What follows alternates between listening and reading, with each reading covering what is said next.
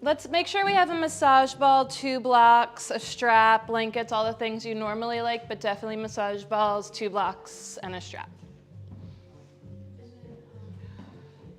Hi, oh my gosh, nice to see you here. Yeah, it's been a minute. Good morning. Any requests today?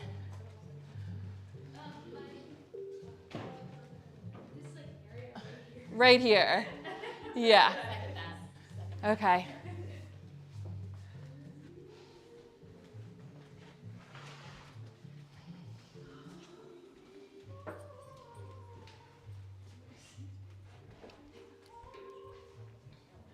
Good morning, friends at home.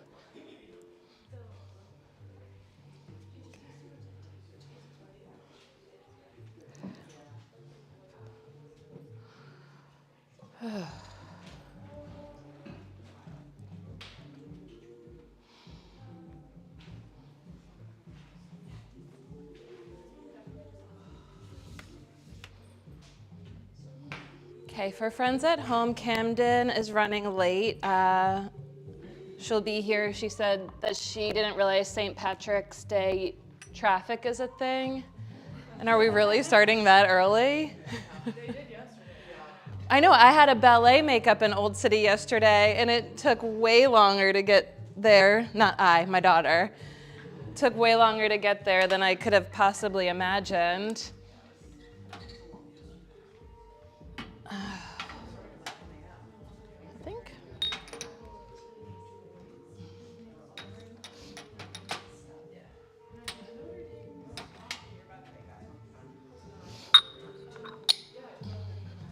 Oh, of course, yeah. Do you want the window? Or the door is better? The door is fine, it doesn't matter. It's just It's stuffy in here today, yeah. I'll do it. But You got I just it? wanted to Yeah, permission. of course. Red. Purple. Oh, I want white. Do we not have any? Oh, here, I'll do this. Oops, sorry.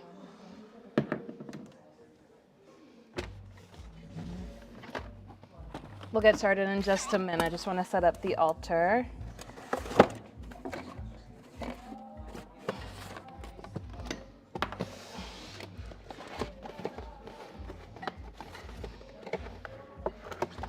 I feel like I really need to set the altar today. I'm talking to the people at home if they're even listening, but especially because I just binged on whatever that Twisted Yoga documentary is, and it was so foul and upsetting.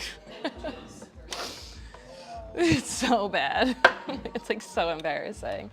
There were a couple lines in there that I felt really grateful for, like when they were like, "This is not normal yoga," and I was like, "Thank you for saying that." They said it like twice. Yeah. Okay. Let's see.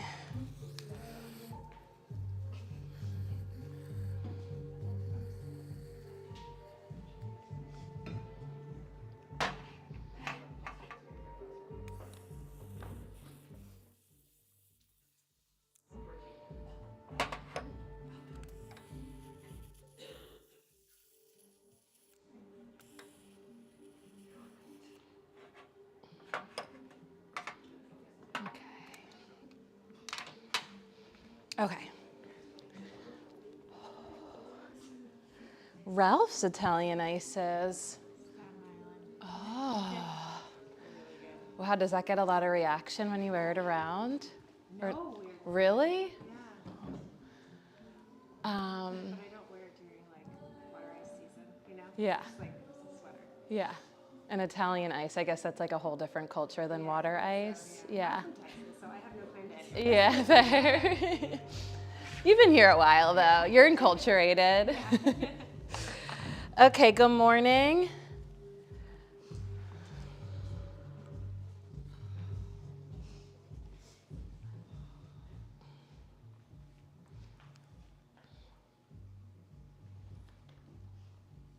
For anyone new today, welcome. Welcome back. My name's Mariel. I'll facilitate the practice. Melissa assists and will chime in. And there's another spot for Camden who's on her way but stuck in St. Patrick's Day crowds. And she'll be on the mat demoing for folks at home. We live stream, and for those in the room who are maybe new or don't know what I'm talking about, look at Camden when she's here and try to do what she's doing. She understands the things. And everything I offer is an invitation, not an obligation, so please feel free to take it or leave it, spectate, hydrate. Come and go as you like. It starts when you get here, it ends when you leave, so the doors don't lock you in. Well, but they do lock us in because there was like a thing around the holidays, so we want to just keep everyone safe. But like, what was that? Now I feel like I have to say, hi, come on in. There was someone who would, it didn't happen here, knock on wood. And the yoga community in Philly is like very awesome, and all the studio sort of owners and managers, which is wonderful and great because that's not exactly the culture of yoga that I came into. And someone who would like run into class like right before it was starting and pay for a drop-in and then leave to go to the bathroom during class and like steal people's shit and leave. It happened at like a number of studios. So we always do kind of lock that door or have someone sitting down there. But, you know, I always just think, like, if you have valuables, just don't trust. I mean, like, trust each other. You're like-minded and hearted, but also, like, don't trust anyone. I'll talk more about that at a future date. Trust yourself. Trust is sacred. Trust yourself. If you have valuables, just bring them in and know that we do our best here to keep everyone's shit safe. But the point of what I was actually going to say is, like, also I grew up in a culture where if you were late, the door was locked and you didn't get in. And if you like left early, it was locked. And I just think like we're the yoga of the householders, and we run late because it's St. Patrick's Day in our city. So it starts when you get here and it ends when you leave. And if you only have an hour to do yoga and it's a 90-minute class, just come for your hour and you do you. And better to have done it than not done it at all, right? Like, get it in when you can. That's Three Queens Yoga. Get it in. Because these are dark times.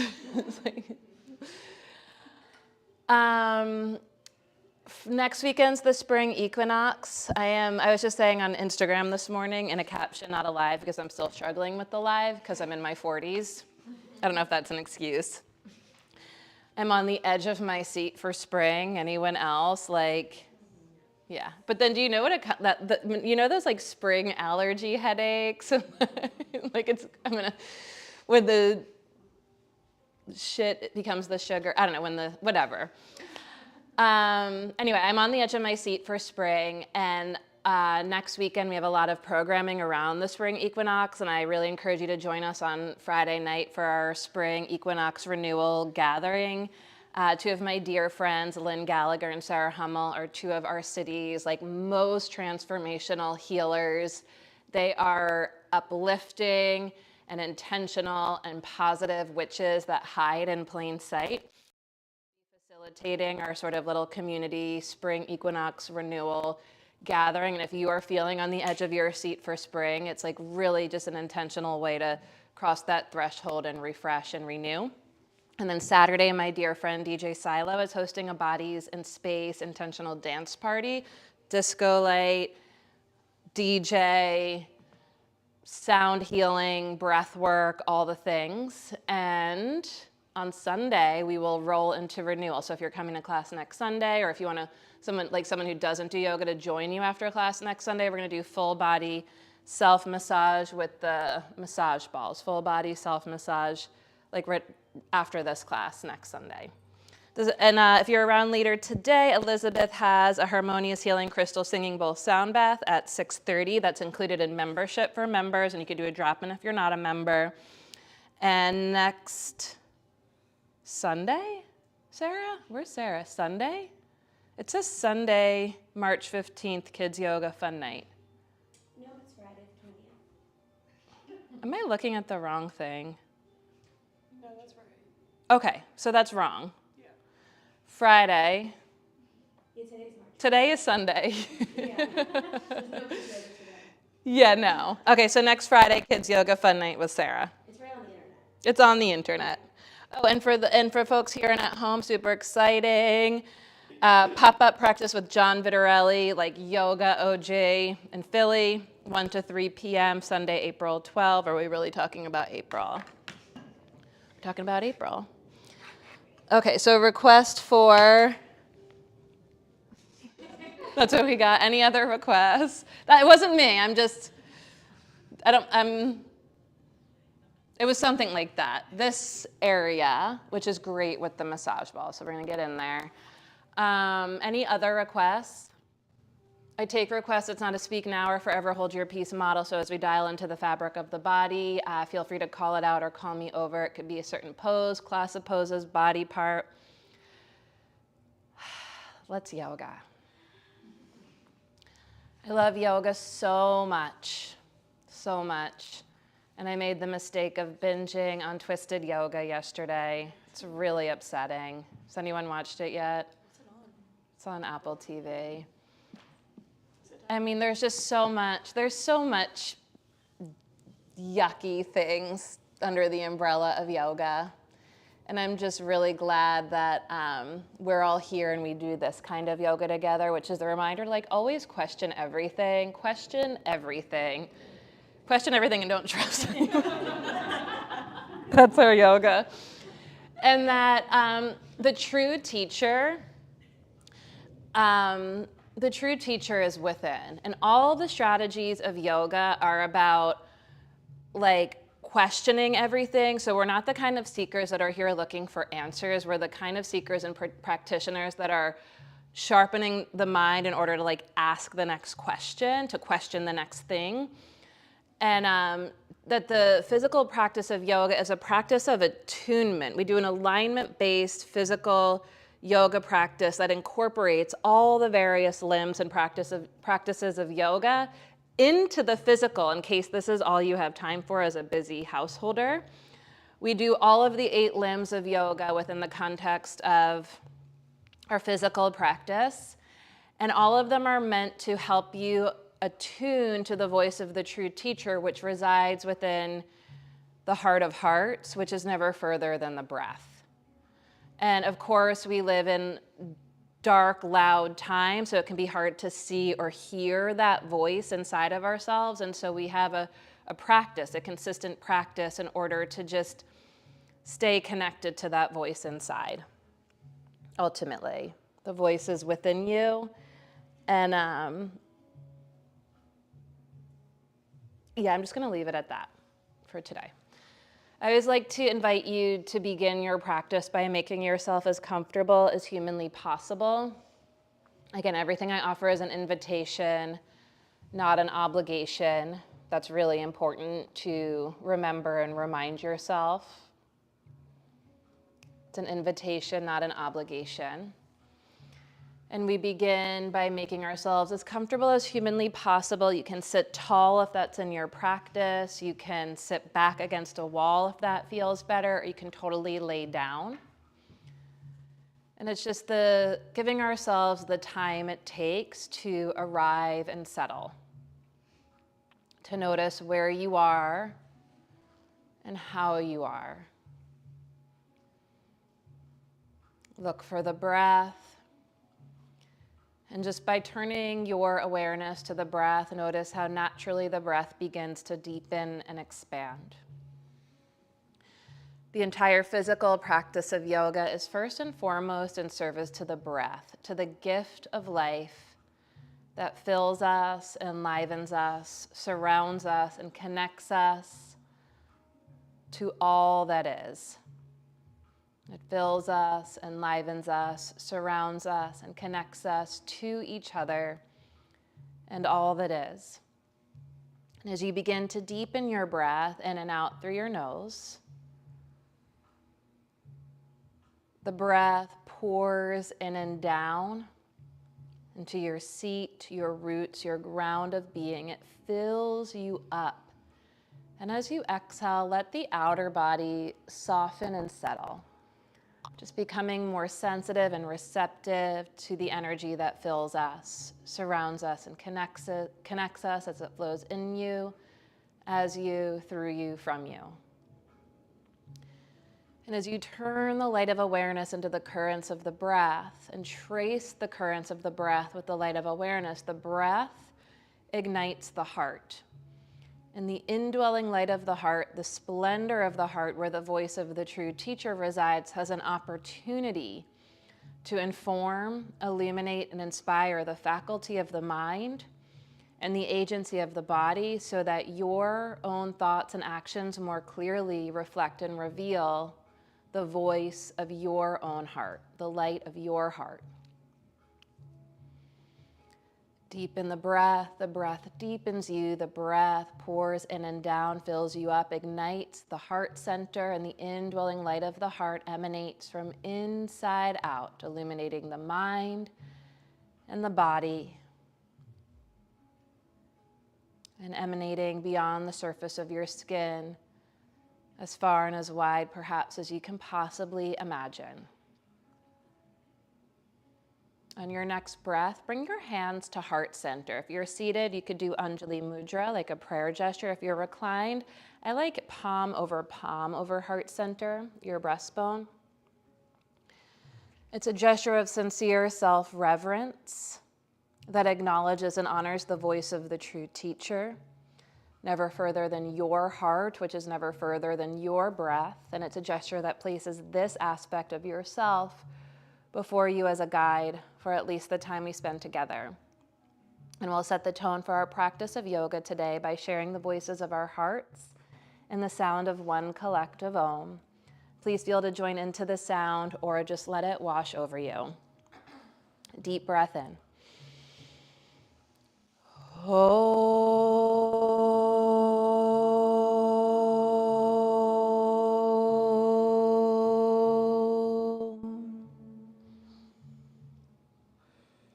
Bow to your heart, keeping that connection inward unwavering. Release the hands, blink open the eyes. And in your own time, at your own pace, you can make your way into a tabletop position. Take your time. Hi, you made it. Was it so great? I didn't even realize I put on my green pants today, and I wasn't even thinking about. No, it sure was. We all agree. I saw a man with like a cap and a green sweater, and I was like, that's what it is. That's what it is. To find out more about that. Find your breath and just begin by linking breath and movement in the ways that naturally feel good as you exhale, round your back. As you inhale, arch. Move in the currents of your breath. Notice what you feel, how it feels, where you feel it.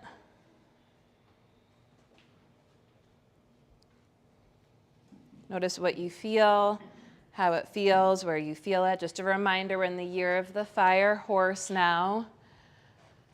And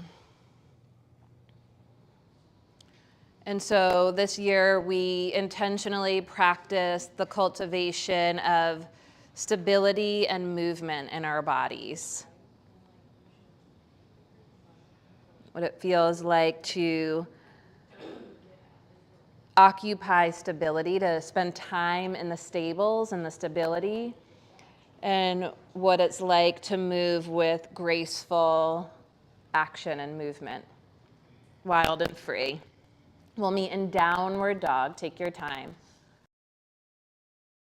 Downward dog, you can pedal your feet a little bit from side to side, stretch through the soles of the feet, the backs of the legs. Again, breathe into what can't be seen but can be felt. Notice what you feel. Feel what you notice. Notice what you feel. Feel what you notice. Residing where in the fabric of the body?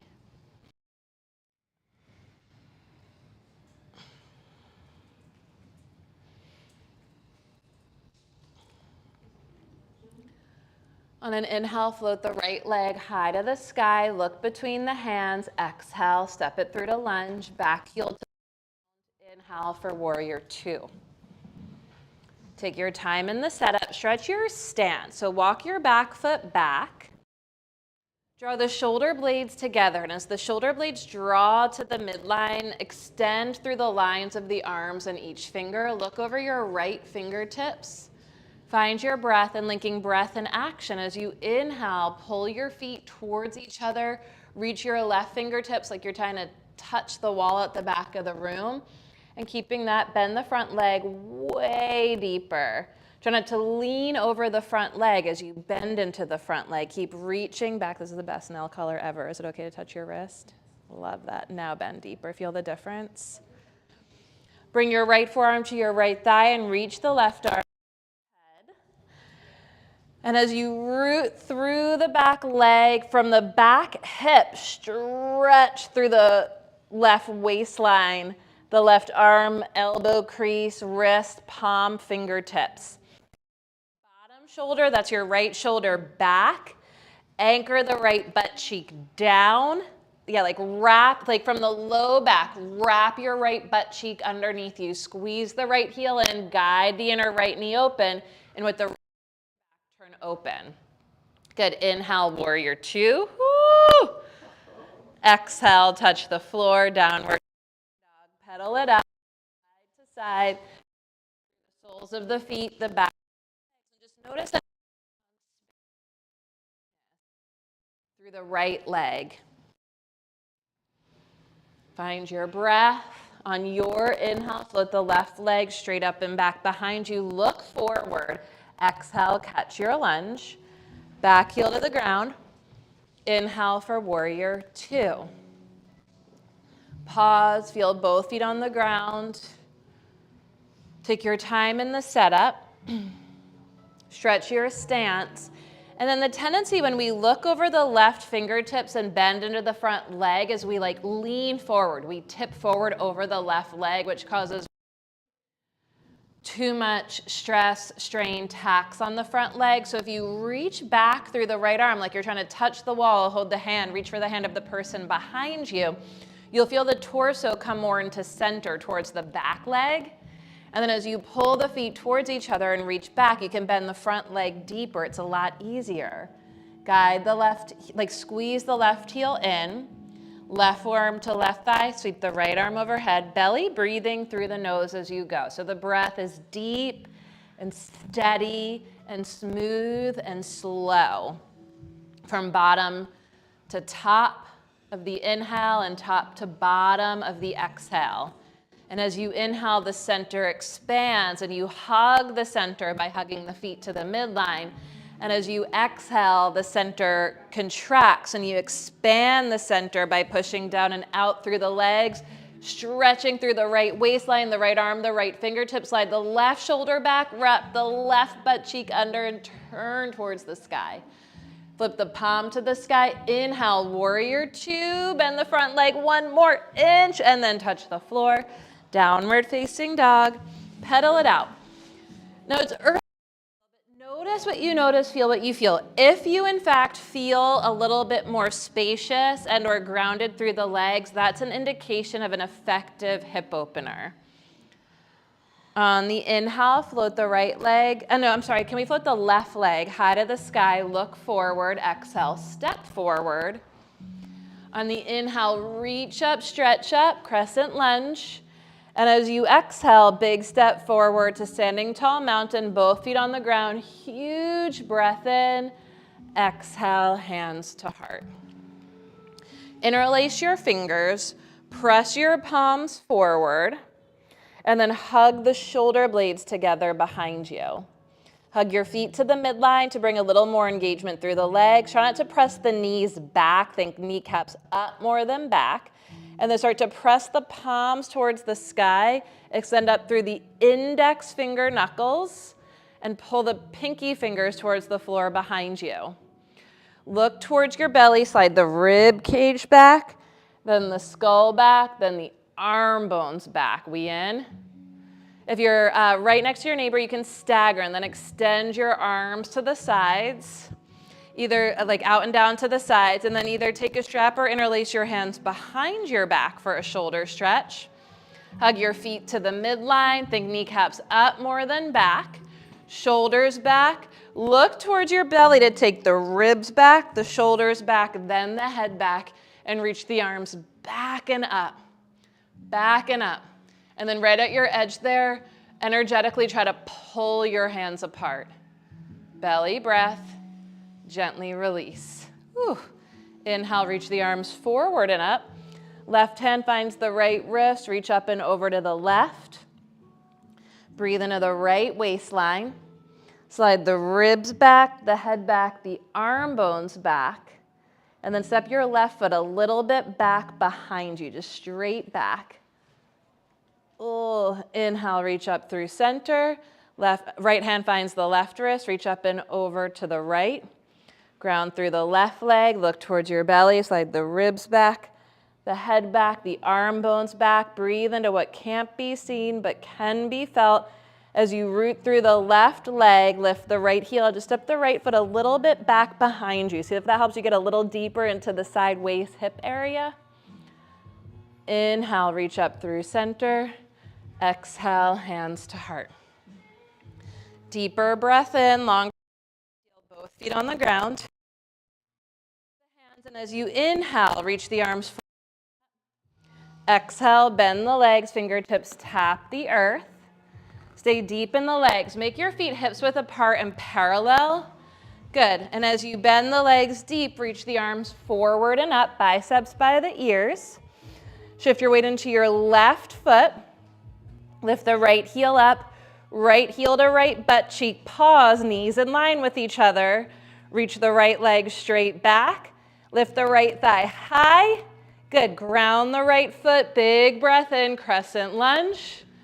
Exhale, touch the floor. Whew, downward facing dog. Breath to heart, heart to mind, mind to body. As you float the right leg to the sky. Exhale, look forward, catch your lunge. Inhale, reach the arms up. On the exhale, take a big step forward, standing tall mountain. Exhale, hands to heart. Pause, breathe, feel. Feel what you notice. Interlace your fingers so the opposite little finger is on the outside. Press the palms forward. Hug the shoulder blades together behind you. And then press the palms to the sky. Hug the feet to the midline. The kneecaps squeeze up. Press the index finger knuckles up. Pinky fingers towards the floor. Tailbone down, ribs back, head back. Arm bones back. Exhale, extend the arms out and down to the sides. Interlace your hands or take the strap behind you for the shoulder stretch. Interlacing the hands, opposite little finger on the outside. Draw the shoulder blades together. Hug the feet to the midline, legs stable and strong as you reach the arms back and up and back. Little bend in the elbows, everyone, especially my fellow hyperextenders. Bend the elbows. Lift and spread the toes. And get the weight even between the four corners of the feet. That's foundational. The big toe ball mound, the inner heel, the little toe ball mound, the outer heel. Put a little bit more weight to the outer edges, yeah. And reach the arms back and up and back, and try to pull the hands apart. Good, release. Whew, inhale, reach the arms forward and up. Exhale, bend the legs deep, fingertips touch the earth so that your feet are hips width parallel. Reach the arms forward and up. Shift your weight into your right foot, just lift the left heel up. Try to keep the knees even, heel to butt cheek. Whew.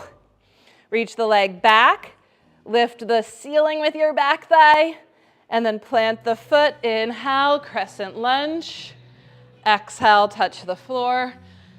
Downward facing dog. Just hoping that's getting your butt cheeks to start smiling early in class. Inhale for plank. Exhale, Chaturanga Dandasana. Inhale for cobra. Extra breath in cobra. Press the tops of your feet down. Pull your hands energetically towards your feet. And on an exhale, find downward facing dog. Look for the breath, breath to heart, heart to mind, mind to body. Dial into that channel of energy that is often overlooked.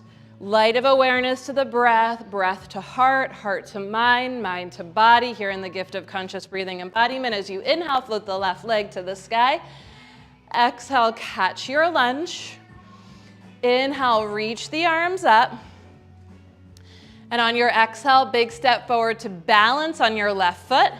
Cross your ankle over your thigh and sit deep into pigeon chair. You can reach your arms more forward than up. And as you reach the arms forward, can you sit back and down? Flex your right foot, spread your toes. Inhale to rise up. Exhale, thread it back to a lunge.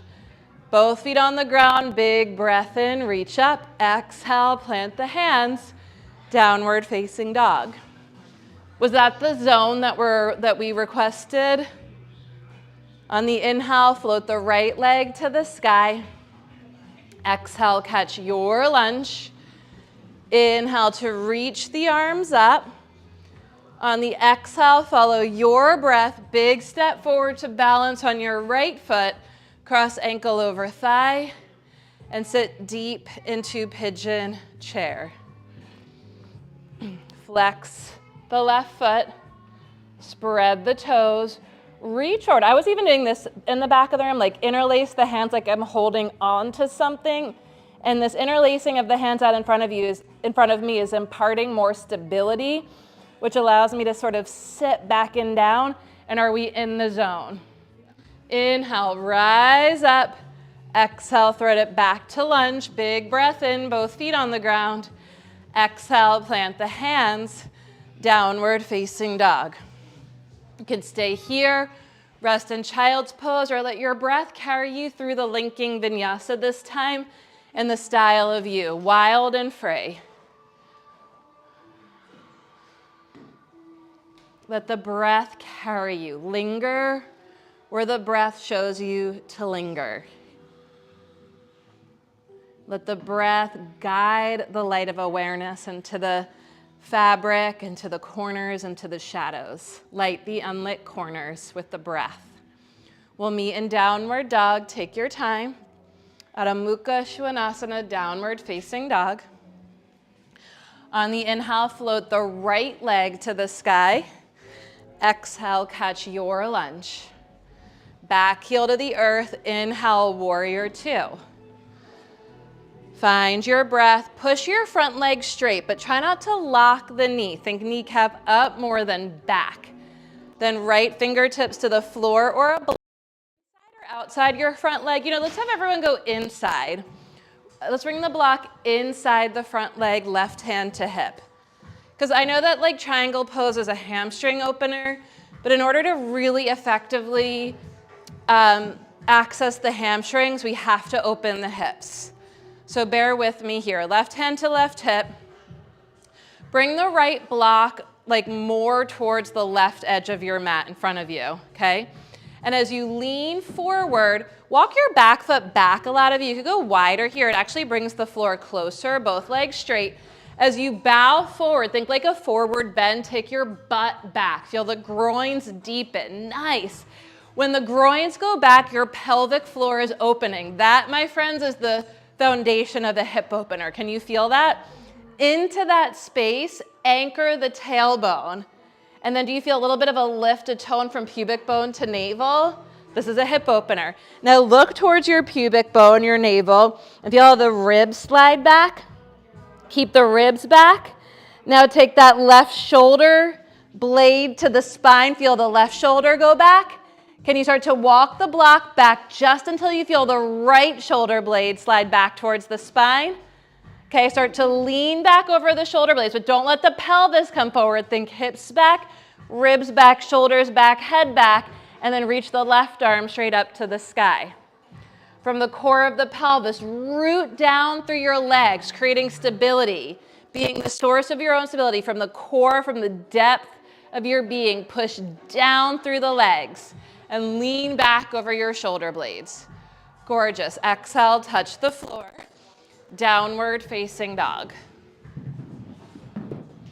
Pedal it out. Notice what a difference makes. Any questions on that? That was pretty nerdy. On the inhale, float the left leg to the sky. Exhale, catch your lunge.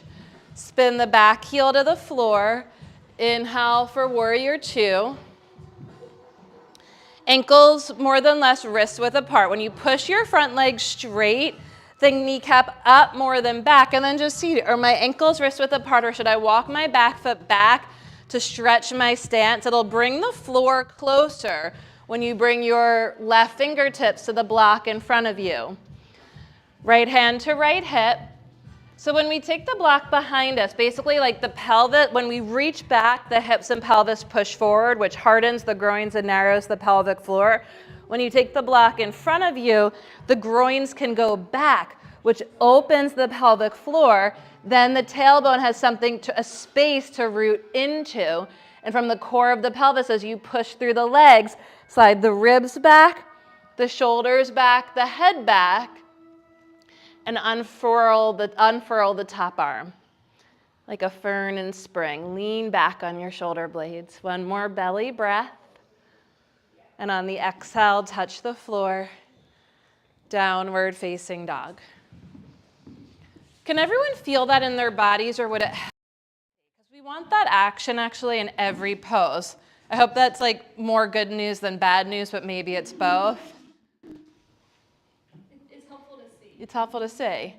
Lower the knees down for a sec. Sarah, I love what your hair is doing today. Yeah. A wash. It's like the little things. Okay, so I just want to be demonstrative. I'm wondering if I should do it up there in the middle. I guess it depends on your eyesight more than mine.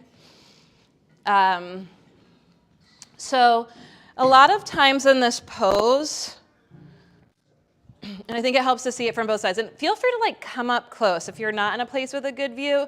Like a lot of times, this is how the pose is done. This is the form of the pose. Nothing wrong with this. Looks like a triangle. However, I'm not getting a hip opener. I'm not stretching my hamstrings. And a lot of us, because we're not, like I'm doing this safely, but actually like a lot of times it'll look kind of more like this, which is actually overstretching the hamstring attachment, okay? So I'm asking us to bring the block forward, and it's really got to come from the back leg. Ooh, yeah, that does not feel good. Ooh, too long. Oh, and that's how like most of us do that pose a lot. Okay, so I'm gonna bring the block forward. I used to be able to just demo misalignments like it was no thing. Age. Bring the block forward, and can you see how like when the block is back, this hip is forward? And when the block comes forward, this hip can go back. Bless you, we want this hip back, and now the pelvic floor is open. That creates the space for the tailbone to lengthen. If I'm back here, the pelvic floor is closed. There's literally no way or where to access those deepest core muscles of your pelvis, the pelvic floor muscles that connect to the tip of your tailbone. So there's no lengthening of the tailbone here. It's just stuck. When I bring the block forward and I can get the thigh back, then the tailbone anchors, and that's actually what protects these hamstring attachments. When you can get access to the tailbone, it's going to tone these muscles rather than stretch them, okay? And so the thigh goes back, the tailbone anchors, and then really like that's you locking into your deepest core power. This thigh back, this tailbone down, like sky's the limit. I could be here forever and ever. I don't even need the block, okay? Like I can't quite touch the floor, but I don't even need it because the thigh, like rather than being here, I'm gonna go here. It might help to see it from the back actually. Is this the, okay, so this is what it typically looks like. We want this to go back so that this can go down. Can you see that? And this stays back. And then sky's the limit. Ugh. Okay. So it's like action over form, but if you actually just move the top of the thigh back, it'll feel like you're hinging forward more. That's gonna create the space here for the tailbone to root. Then you're locked into your stability and you tie your stability into your opening, into your movement. That's what this year is all about. How do you access yourself as the source of your stability and then tie your strength and stability into your opening into your future, into your momentum. Let's come in a downward facing dog. I hope that helps to see, just for the folks who learn by transmission of knowledge through observation. We often think of like core muscles as like your tummy, sort of stomach, ab area. I think of core muscles as all the like deeper muscles in the fabric of the body that lay deeper than the surface muscles, and the deepest of which are in all those like many layers of the pelvic floor. It's very mysterious, that all relationships. On the inhale, float the both sides or not yet? We did do both? Okay, on the inhale, float the right leg to the sky. Exhale, catch your lunge. Spin the back heel to the earth. Bring a block in front of you and make your front leg straight. Okay? And then as you walk your back foot back, just give yourself like a little bit more space than usual in your legs. So when you go wider between your legs, it has kind of a destabilizing effect when you go wider. And then when you pull your feet towards each other from the wider stance, that's how you cultivate the stability. So you stretch your stance and then you stand your ground. Pull the feet towards each other, bow forward a little bit, use the block, walk the block forward until you feel the top of your left thigh bone, your back thigh, all the way up in your hip socket, go back. You can walk your foot all the way towards me. Yes. And then the top of the thigh goes back, and now anchor your tailbone down. Think buttock cheek flesh flows down, tailbone anchors down. You'll feel a little lift, a subtle lift in tone from pubic bone to navel. And as you tone from pubic bone to navel, draw the left shoulder blade up and back. Take the right shoulder blade back, and either walk the block back behind you or reach the arms overhead, interlace the fingers, and press the palms towards the front of the room. Push through your legs. Pull your feet towards each other. Stretch through your palms. Inhale, stand tall. Exhale, warrior two. Touch the floor, downward facing dog. Did that feel any different? Yes. Questions, comments before we do the second side?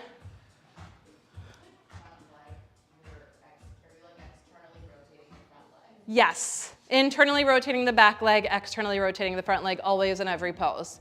Right here? Are you supposed to feel it in like your left leg back at all, like that stretching more? Meaning on the top side or the bottom side? The top side, like right here. Yeah, I mean, if stretch, I would call that more bang from my buck. Okay. I mean, does it feel good? Yeah. Yeah, you're probably getting a QL stretch. You're probably tight right there. Yeah. Yeah. Camden, what were you saying? I was just saying, like when you're bent, like when you're pushing forward, I think it just feels harder to keep your. It does, yes. But it's because the back leg has to do more internal rotation before the front leg can do more external. So when you take the top of the back thigh back, you are getting more internal rotation in the front leg. And then when you scoop the tailbone, slide the ribs back, and I'll say it the same. I'll say like squeeze that heel in and see if that helps turn on those. What are we calling this today? There was this, I said, are there any requests? And we got this like body language, sign language, hand motion. I don't know, what should we call that? Outer butt? Outer hip? Yeah.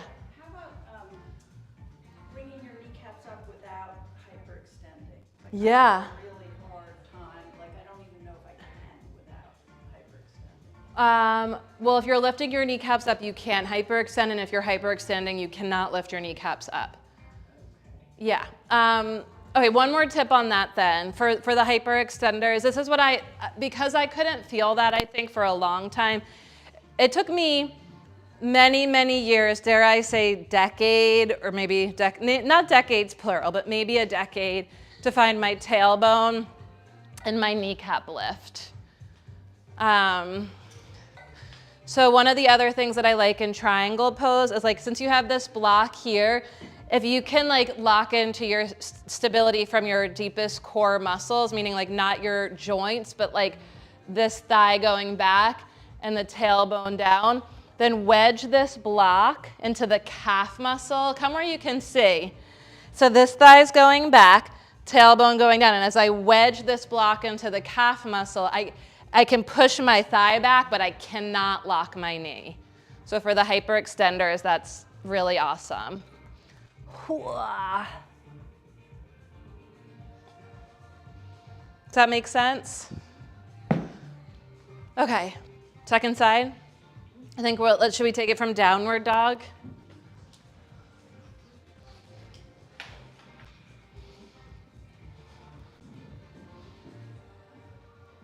Find your breath. And I always think of triangle pose as like, it's the shape of a star.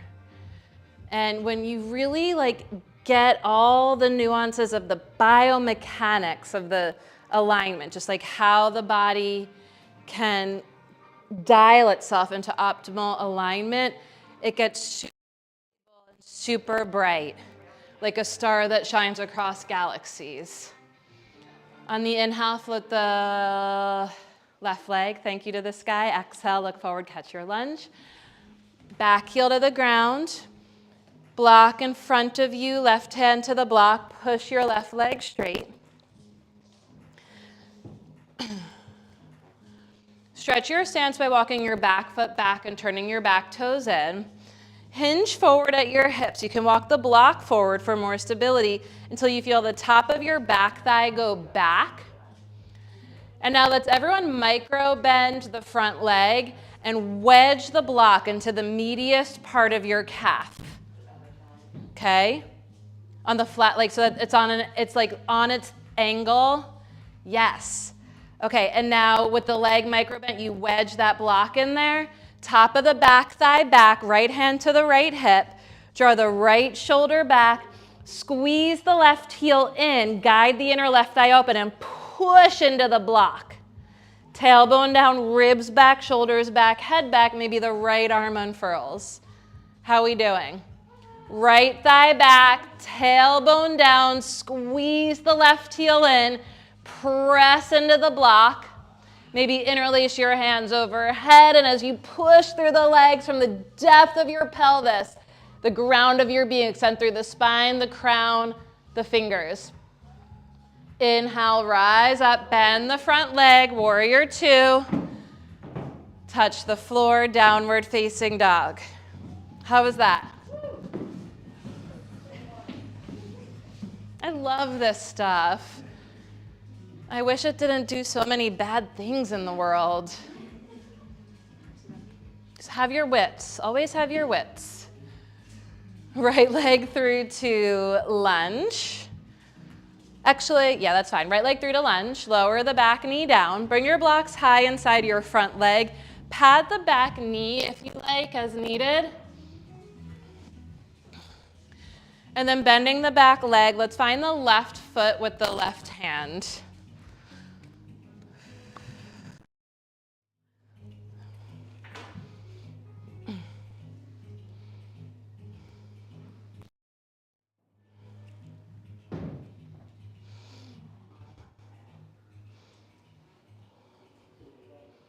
Press the back knee down and forward. Draw the left shoulder up and back.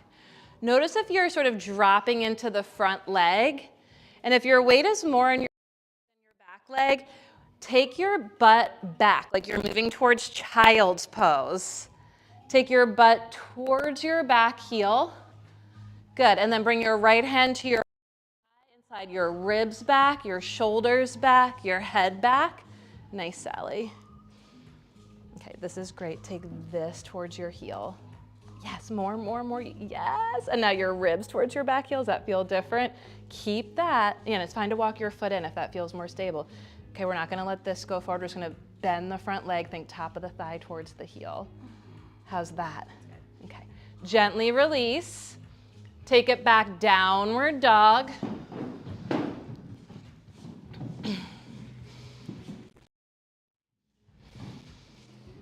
Belly breath.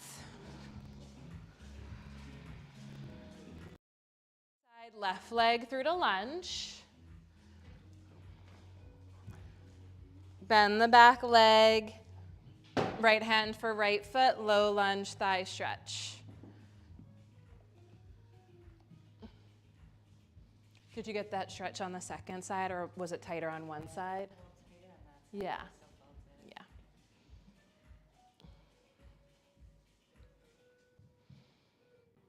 Okay, so the tendency is that we drop into the front leg. As you press the back knee down and forward, move your butt towards your back heel. Camden's doing such an amazing job of demoing this with her body. The top of the thigh moves back. That's the same as the back leg in triangle. You want the top of the back thigh to move back in the hip socket. Then as the tailbone anchors down, the front of the pelvis lifts off the front thigh, the ribs back, shoulders back, head back. You keep all of that, and then we're not bending in the front leg as much as the top of the left thigh is moving towards the left heel at no faster a rate than the top of the back thigh is moving towards the back heel. One more belly breath. Gently release. Downward dog. Linking vinyasa if and as you like today. Take your time. We'll meet in downward dog. If you prefer child's pose, take that time to really explore the depth and expanse of the breath and the back and sides of your waist.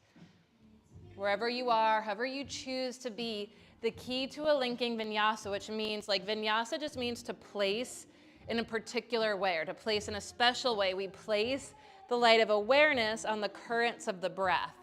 And we let the currents of the breath guide the light of awareness. That's all. We're going to take the right leg through to lunge. Take the blocks high to frame your front foot.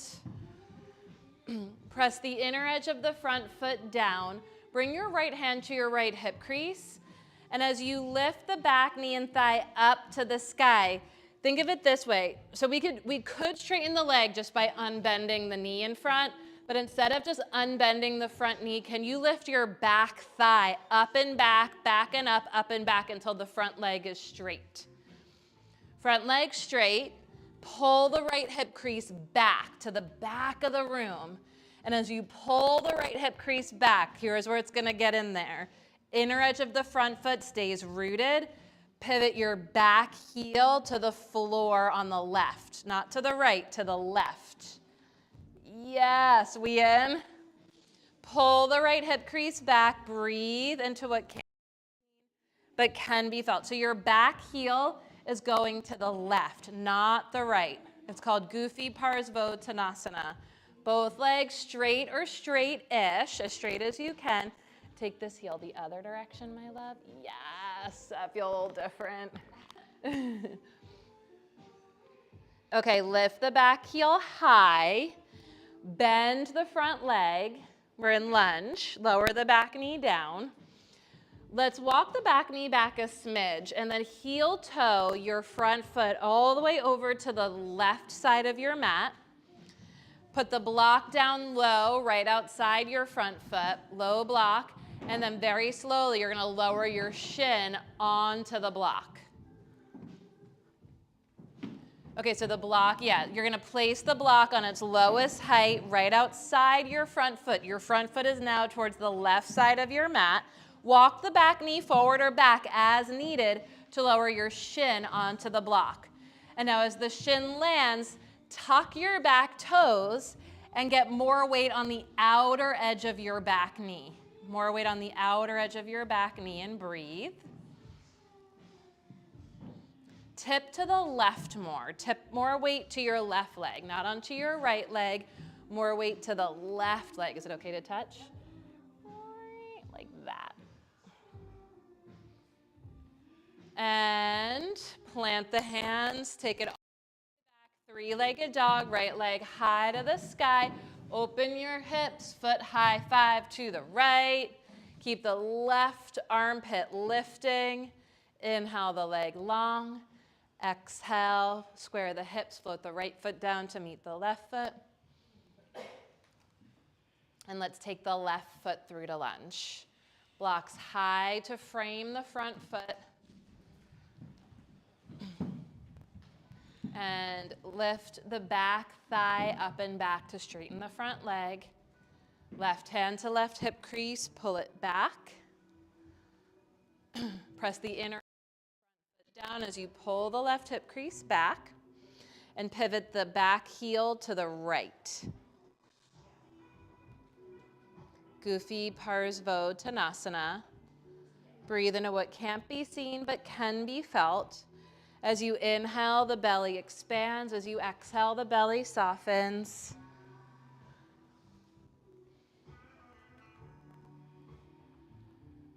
Inhale the back heel. High, bend the front leg, lower the back knee down. Let's heel toe your front foot to the right edge of your mat. And then place the block on its lowest height outside your front foot and slowly, carefully lower your shin onto the block. So when you lower your block effectively, your front foot is floating. Unless you have very large feet like me, then maybe you want to take the block up a notch, tread with caution there. But with the front foot lifted, can you flex your front foot more than when your knee is on the floor? And when you flex the front foot more, it has a chain reaction all the way up into the hip socket. The action in your foot is going to help more optimally align the head of the thigh bone inside the hip socket. And now get more weight on the outer edge of the back knee and tip a little bit more weight to the right side, to the back side. So the back leg in every pose is going to be the source of your stability, even when your back leg is not on the ground. So you got to really tie your awareness to the presence and the action of the back leg. Rather than tipping to the left or leaning over the front leg, can you tip to the right? And plant the hands, take it back, three-legged dog. Open the hips, bend the top leg. Keep the right armpit lifting as you foot high five to the right. Breathe. Deep and full, beautiful, so beautiful. Leg long, square the hips. Left foot floats down to meet the right foot. Right side through to pigeon prep. No block this time. Just blocks high to frame your hips. When you say more weight on the outer knee, people are externally rotating. The back one? Yeah. They're putting more weight on the inner knee? Okay. Right here, close your eyes, hands on blocks in front of you or framing your hips. Close your eyes and feel, look, vision. Tap into your insight with your eyes closed and look for the back knee. And notice, is there more weight on the inner edge of the back knee or the outer edge of the back knee? Tuck your toes under, press the knee down and forward. Now we're in the knee more. Yeah, get more weight on the outer edge of the knee. And as you get more weight on the outer edge of the knee, press the knee down and forward. Can you feel an inner lift? Show me what you mean, Melissa. I think it's better now. Okay. But like people are rotating out, Show me where. like there. Okay, that's actually not external rotation, but I see what you're saying. Walk your shin in until your shin touches my shin. Your ankle will touch my ankle. Keep going. Yeah, press, and that means feel how you're on your inner knee more.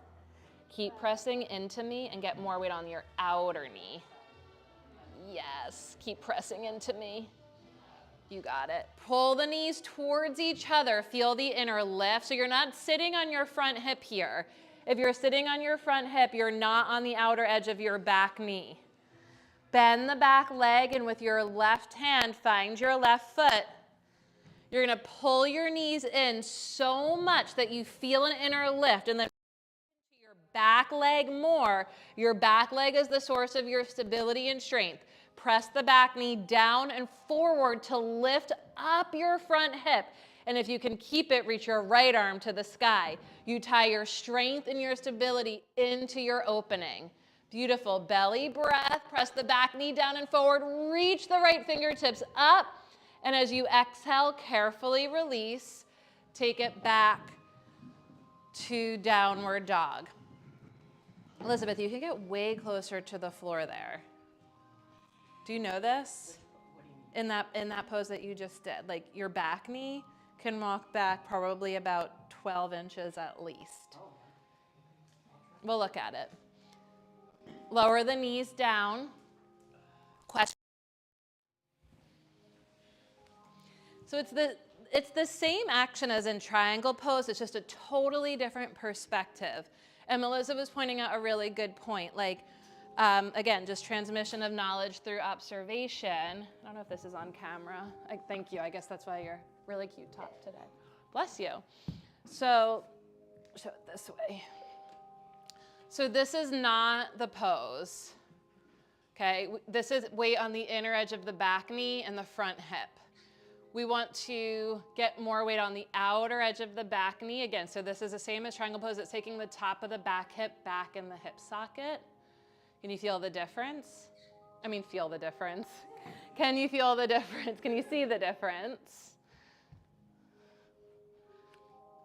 Lock sure help. Just to get in there. Can you see how the weight went to the outer edge of the knee? And then I'm lifting up more. And you can certainly, like, I want to tie the strength into the opening. I don't want to start from a not strong place, but I can open. This is what I was saying, Elizabeth. So some people will like walk the back knee in just to kind of get the lift. This is not what we're looking for. You want to be right at your edge.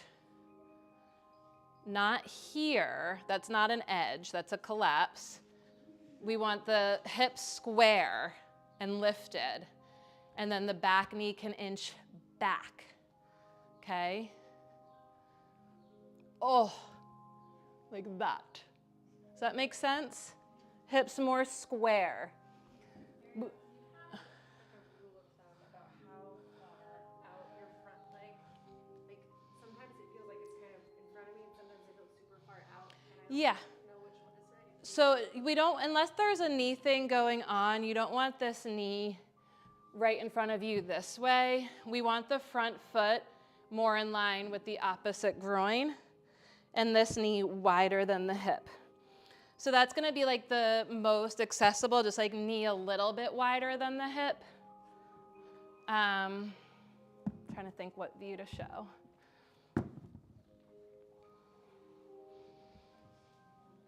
So anywhere from, we always want knee wider than the hip and front foot in line with opposite groin. And then depending on your knee and hip, you might be able to get the knee wider and the foot more in line with the knee. You don't have to do that, but just depending on the opening of your hips and the, your knee joint, eventually the foot can go, I just got a foot cramp right there. Eventually the shin can go parallel to the top of your mat with your knee wider than your hip, just not here. If the knee and hip don't want to do that, the alternative is to just be in the low lunge thigh stretch again. Less tweaky, torquey on the knee. Great questions. Anything else? Okay. So when we square the hips, we orienting ourselves to the source of our strength and stability, like the deepest ground of being is the pelvic floor, your deepest core power. Physically, energetically, psycho-spiritually, okay? That's the source of your deepest core power. And so when you orient yourself, align yourself around your ground of being, then you feel stable and it's like literally when you do electricity, any electricians in the room today? Okay, fact check this. But when you do electricity, you need a ground wire. You need to ground the power and energy first in order for the electricity to, like, I guess, turn the lights on. I'll work on that. But something like that is happening. That's what we're doing in our bodies. So you want to orient yourself. You want to ground your energy first, and then everything can get light up inside. Downward dog.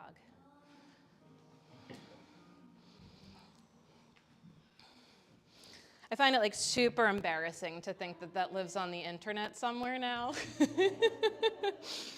And just humbling. Hashtag shit yoga teachers say. Find your breath, breath to heart, heart to mind, mind to body. Above and beyond all else, that is the point of the practice. That is the point the universe is trying to make every time it breathes life, the power of life, the source of life into you. Let's take is it the left leg through to pigeon prep? Or your second side? I know we're not all on the same side, so your second side we're on. Yeah, and then you can, you don't have to like pull yourself out of your flexibility unless you really find yourself sitting on the left hip. Then try inching the back knee in just to get the left hip up. And as the left butt cheek lifts up, let me tell you, flexing that front foot, you will get a lot for free. I know it's really hard to flex your foot there, but try to do the action of flexing your front foot. And then close your eyes and look for the back knee and get more weight on the outer edge of the back knee. And as you get more weight on the outer edge of the back knee, drag your back knee forward and anchor the tailbone down and feel how the front of the pelvis starts to lift. It's awesome. Bend your back leg, right hand for right foot. And as you press the back knee down and forward, can you reach the left arm up? Find your breath. Press the back knee down and forward. Draw the rib cage up and back, the head back, the left arm bone back. One more breath. And on the exhale, touch the floor. Take it back, downward dog.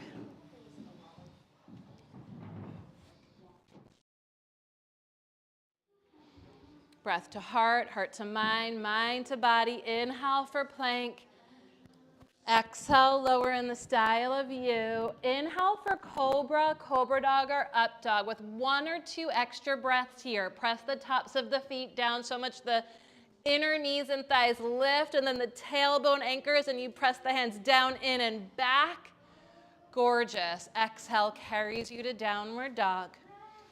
Walk your hands to your feet and your feet to your hands. And as you meet yourself somewhere in the center, fold over your legs and bow to your heart. Bow to the indwelling light, to the voice of the true teacher, never in your heart, always present, intrinsically peaceful, utterly powerful and luminous. Om Namah Shivaya Gurave Satchidananda Murtaye Nishprapanchaya Shantaya Niralambaya Tejase. Bow to the voice of the true teacher, never further than your heart, which is never further than your breath, the source of supreme love and divine wisdom, intrinsically peaceful, utterly powerful, luminous, unbroken, and free. Doesn't the Sanskrit just sound so much prettier though, even with my shitty accent? Bring your hands to your hips, hug the shoulders together. Shoulder blades dial you into the heart, the back of the heart. Look to your feet, eyes soft, to your ground of being. Hug your feet to the midline. Feel the legs engage. And on your inhale, legs strong, stand tall.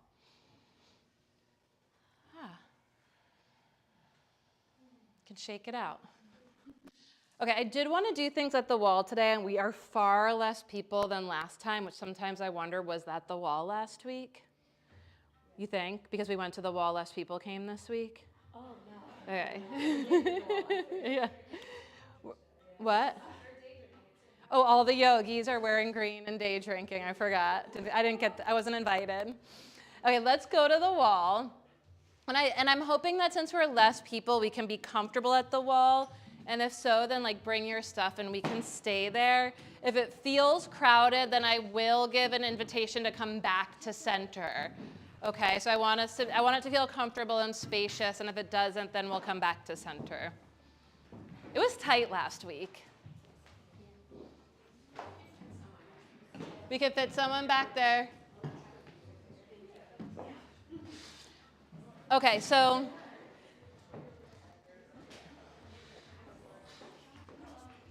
I'm going to do your strap for you. I want you to put a loop in your strap that is hips width apart.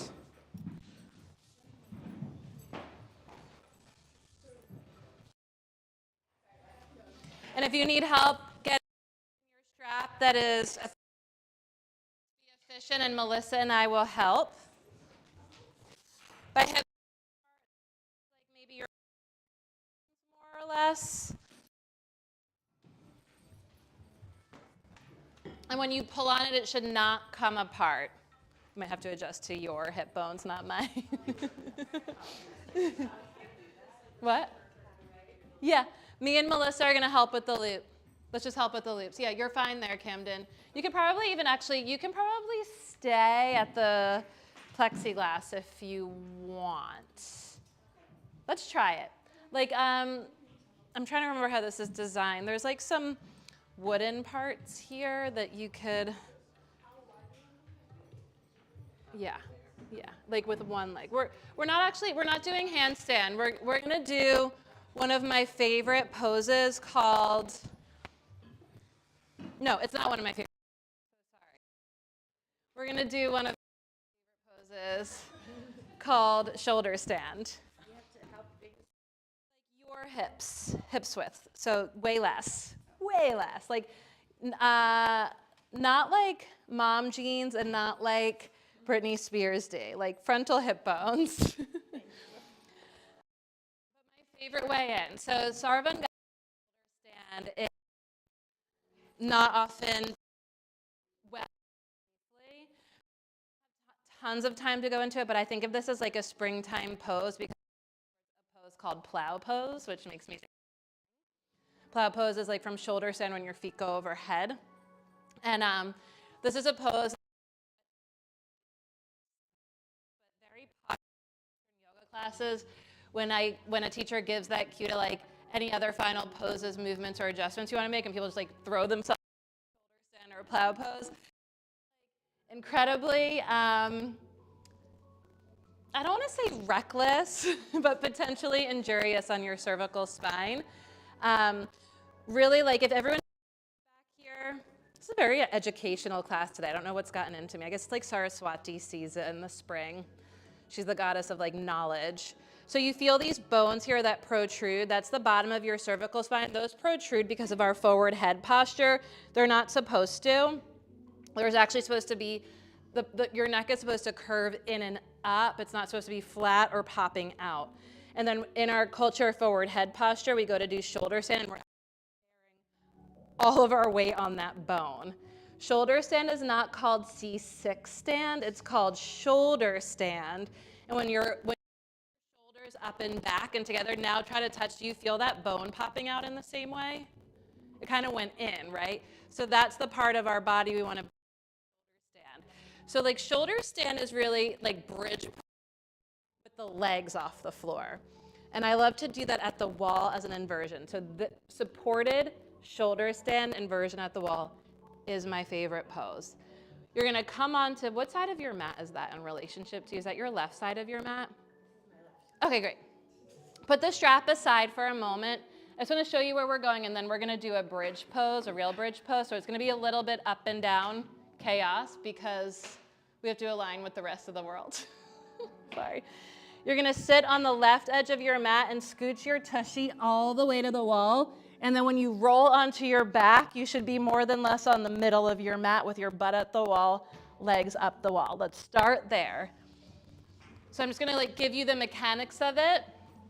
I think you're gonna like it. Then we're gonna do a really awesome bridge pose.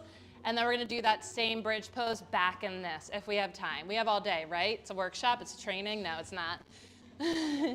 Come on retreat where we could do yoga all day. Okay, so the legs are up the wall, yes? Now bend your elbows alongside your body like you would when you prepare for bridge pose. And as you press your elbows down, puff your chest up and wriggle the shoulder blades together. Ken, does that feel like it's going to be okay? 15. Okay. Ish? Okay. If not, just come to the wall. You don't need your mat or anything. Come where you feel comfortable. Okay, so the elbows down, bridge, shoulder blades together. Press the center back of your scale down. Scale? The center back of your skull down. The center back of your skull down. Now here's the key, bare minimum, bend the bare minimum to get your feet flat on the bare minimum. Okay, now feet hips width apart and parallel. Push your feet into the wall and without moving your feet, energetically drag your feet down the wall to lift your hips up high. Okay, now press the elbows down and wriggle the shoulder blades in a little deeper. palms of your hands to the back of the waist or hips. And you can press the elbows down and wriggle them in, and press the palms into the hips to lift the hips up, and press your feet into the wall and down to lift your hips higher. Lift your chin a little bit, press the center back of the skull down, breathe. And it's an inverted bridge pose. I like to call it Stairway to Heaven. Lower the hips down, and the legs can be straight. Questions? You can also notice that we didn't hold the pose very long, so if you felt like you were on that cervical bone, like, that's okay. Notice what you notice, feel what you feel, and you just don't stay in there. That's called like insight, wisdom, intuition. Okay, I'm on C6. I can feel that I'm on C6. I can be here for a breath or two, but then I'm going to not be here anymore. Think about any other occasion in your life where that kind of inner wisdom could be helpful. Okay. Bend your legs, we'll roll right. Press through your arms to come up and scooch away from the wall. You're going to place the strap across the thighs, right above the knees.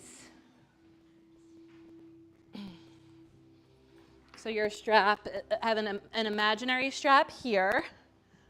And you'll come onto your back to prepare for a bridge pose. The elbows press down, the chest lifts up, and then you'll lift your hips up.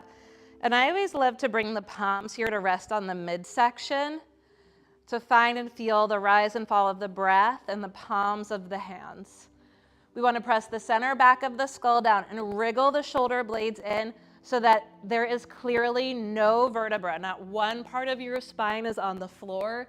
In bridge pose, it's the soles of your feet, the backs of your arms, and the shoulders, the shoulder blades, okay? A lot of times what happens in the pose is the knees splay out. So the strap is just there to give you some stability for free so that your knees don't splay. Okay, so strap across the thighs, lie back, bend your elbows alongside the waist. Press the elbows down to puff up the chest, wriggle the shoulder blades into each other to the spine as deep as you can, and then stand through the feet to lift. Wriggle the shoulders. Bring the palms to the midsection. As you inhale, feel the center expand. As you exhale, feel the center soften. Scan the back of your body, the spine, with the light of awareness, and notice if you feel like any part of the spine is touching the floor. If so, call us over. Let's see if we can get you off of that.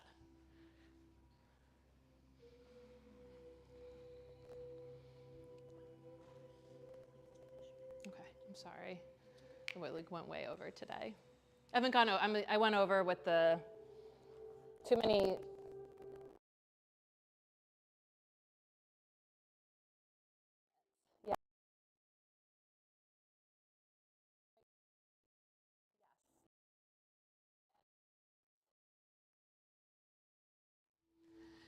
Now, if you want more, it's a big if. We definitely are keeping the strap across the thighs so that the knees don't splay.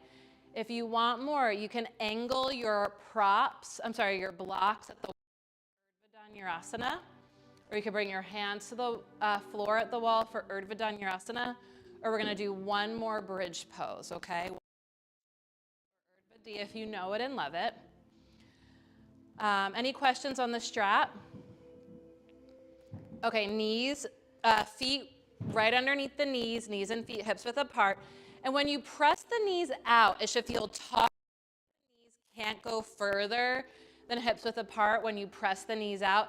If you press the knees out and it feels like the knees are splaying wider than the hips, then go ahead and make the strap a little bit tighter, because when you press your legs out into the strap, you're gonna find your hips, wriggle the shoulder blades deep together. So the shoulder blades hold the back of the heart.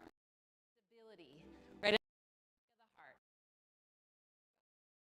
Day, come to the top of your head, suck your armpits in and the bottom of your heart to go up. And now wherever you are, big breath in.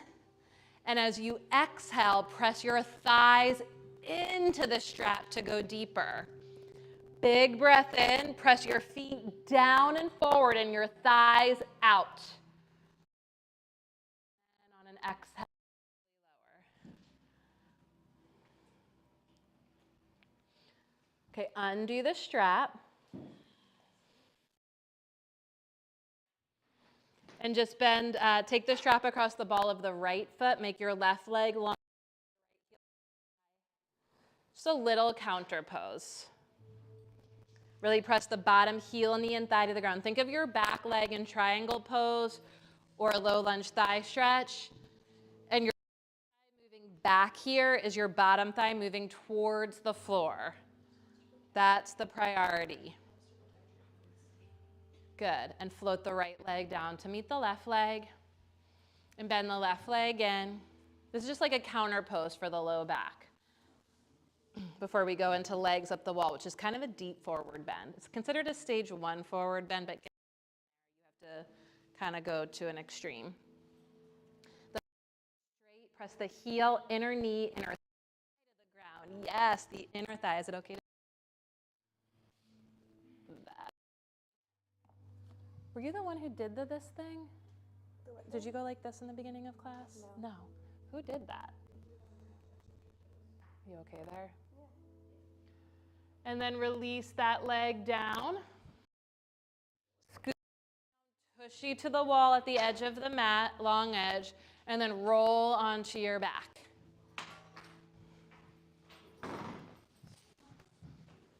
Legs up the wall.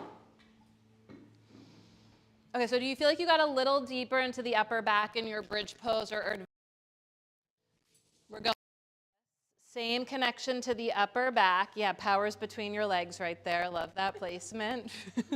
Sorry. That's why yoga gets a bad rap.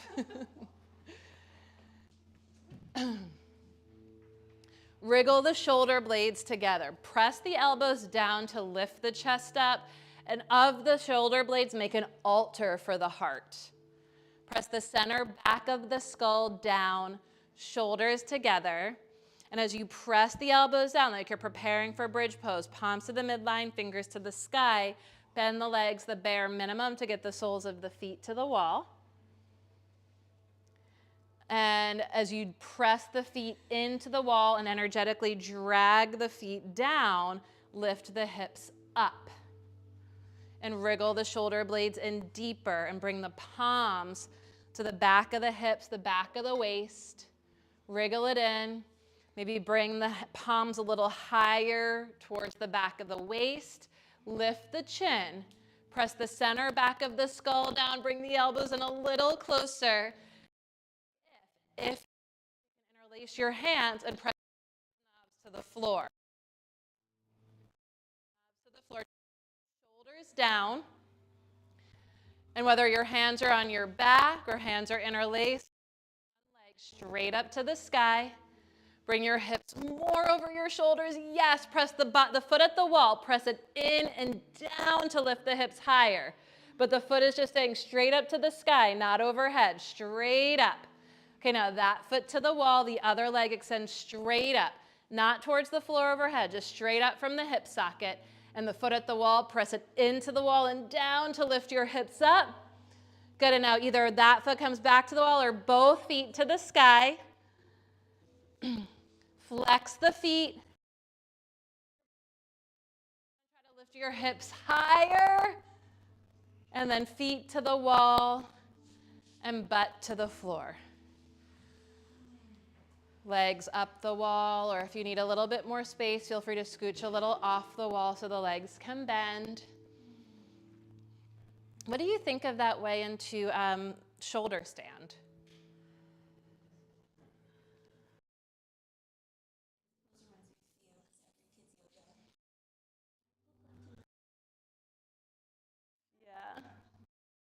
Not that easy to break. Although that is probably something I said. Psychological warfare is my parenting style. And a little neglect. And a lot of love.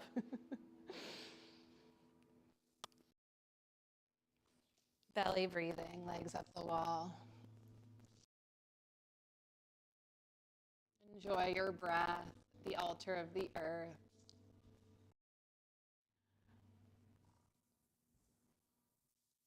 Yeah, this like inverted bridge at the wall is one of my favorite poses. I feel like it's a very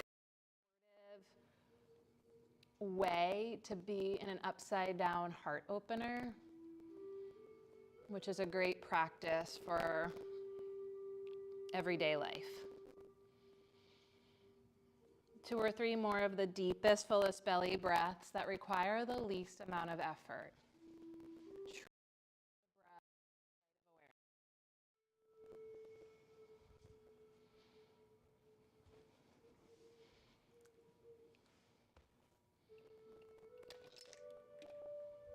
And at the bottom of the skin, with your awareness to see if there's any final poses, movements, or adjustments that you need or want to make in order to feel completely prepared to fully relax.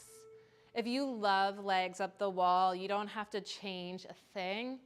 If you want to add or remove layers, take a sip of water, add or remove props, move your mat off the wall.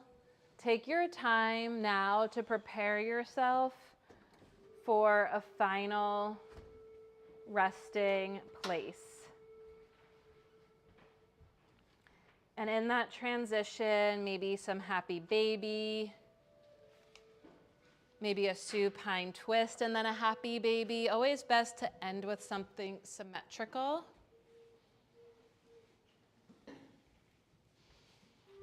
And again, I apologize about the balls. That was a bit of a tease. We broke down, I'll usually, if I'm gonna break down a pose, I'll usually just do one, but I do love the questions and nerding out.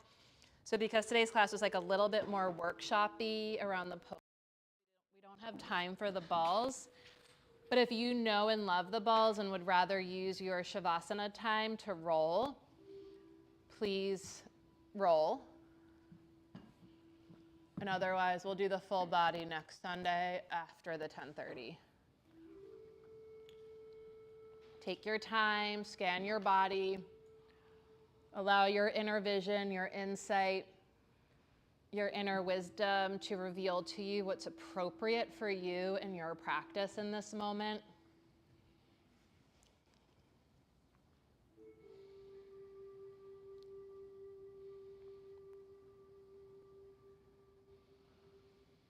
And then as you make of yourself an offering to the altar of the earth, look for your breath.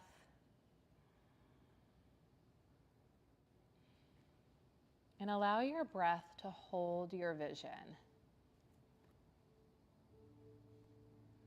As best you can, trace the currents of the breath in. Pause at the top. And trace the currents of the breath out. And pause at the bottom.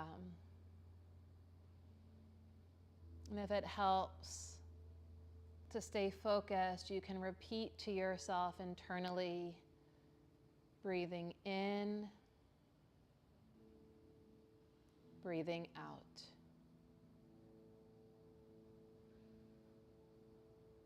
And as best you can, stay with the breath, with the gift of life that fills us, surrounds us, connects us to our heart of hearts and all that is.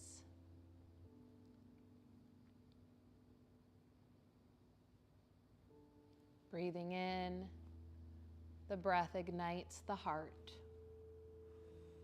Breathing out, the light of the heart emanates from inside out on the currents of the breath, far and wide.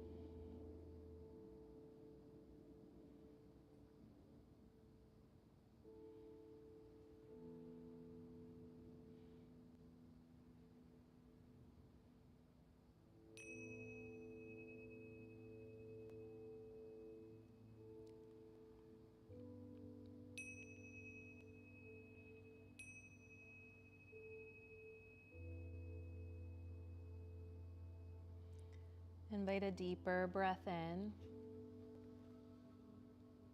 and a longer breath out. As you deepen your breath, just feel again how naturally your breath deepens you. Let the breath inspire every fiber of your being with the gift of life that pulses in every cell. Can you take a moment to see yourself from the 10,000 foot above view? Climb the inverted bridge and then look down on yourself. See yourself laying here, breathing, being breathed, held in and by the altar of the earth. And as you see yourself, recognize the source of stability and strength that resides within you, always present, intrinsically peaceful, utterly powerful. And take a moment to see the ways in which your stability and strength support your movement and momentum in the direction of the you that you are here to become. You are the source of your own stability. You are sufficient unto yourself. You have so much more strength than you ordinarily realize. And so much of the physical practice of yoga is about revealing that inexhaustible source of strength within us. Remembering that it's always there and that the practice is a strategy for strengthening our connection to our intrinsic strength. In so doing, we feel and become more stable, more empowered to move towards the fulfillment of our potential.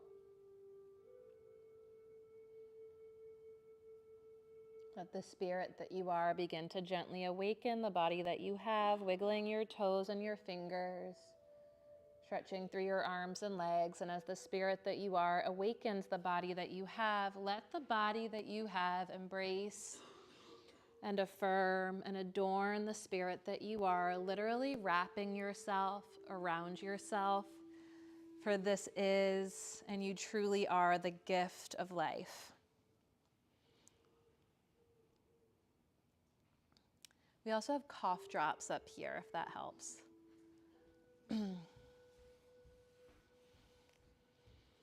As you wrap yourself around yourself, take a moment to visualize the ways in which you stretch yourself in this practice of yoga into the activities of your daily life. Who and how do you want to be as you enter the activities of your daily life? In so doing, having the most beautiful, positive impact on those in the world around you.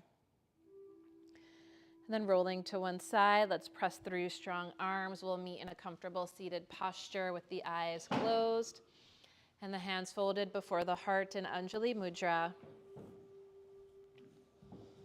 And a final gesture of sincere self-reverence that again and again and again recognizes and honors the voice of the true teacher, never further than your heart, which is never further than your breath. Herein resides the source of supreme love and divine wisdom, the indwelling light that is intrinsically peaceful, utterly powerful, luminous, free, and unbroken. And as you bow to this essence within yourself, with all my heart, I bow to each and every one of you. Thank you so much for your practice and your presence and for all that you are and all that you do every single day of this life. Thanks, everyone. Thanks, everyone. I really hope you can gather with us on Friday night for our spring equinox celebration. As always, and with everything, if ever cost is a barrier, that's never the intent. Just reach out to me or the studio directly. There's a will, there's a way. We're going to be here. We want you to be here. Feel free to bring your friends, tell your friends. Again, this is not like on the mat yoga. It's just an intentional way to cross a threshold in a way that is really lovely and meaningful and sort of sets the tone. With two of my dearest friends who are, again, just witches hiding in plain sight. So if you know them, you know, and if you don't know, this is a wonderful, sweet invitation to be with those who are among us hiding in plain sight, and that reminder that we all have that essence. Anyone else have any announcements? Okay, thanks everyone.